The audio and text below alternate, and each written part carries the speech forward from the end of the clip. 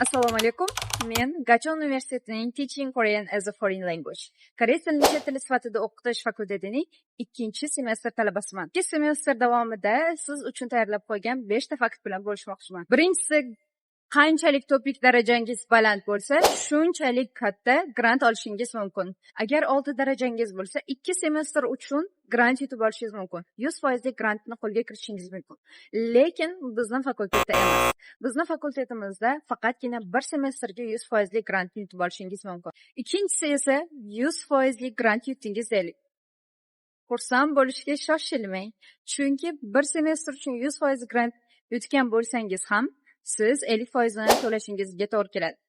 Bu summani 50% esa kelganingizdan keyin sizga qaytarib berishadi. Uchinchisi esa, agar siz 1 semestr davomida yaxshi o'qib, GPA ballingizni 3 dan baland qilsangiz, sizga 40% grant berishadi. Bu 40% grant chet elliklar uchun beriladigan grant hisoblanadi. O'qishga kirganingizdan keyingi jarayonlar haqida gaplashamiz.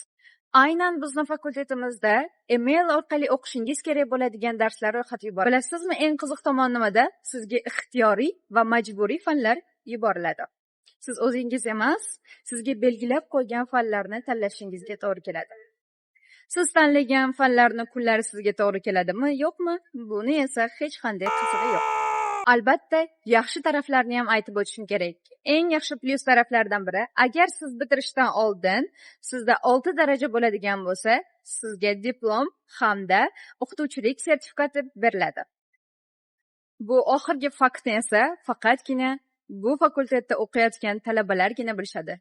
Chunki bizni fakultetdan boshqa fakultetga ko'chirib ham bo'lmaydi, boshqa fakultetdan esa bizni fakultetga ham o'tkazib bo'lmaydi. Shuning uchun fakultetga topshirishdan oldin yaxshilab o'ylab ko'rishingiz kerak. Bu fakultet siz uchunmi yoki yo'q?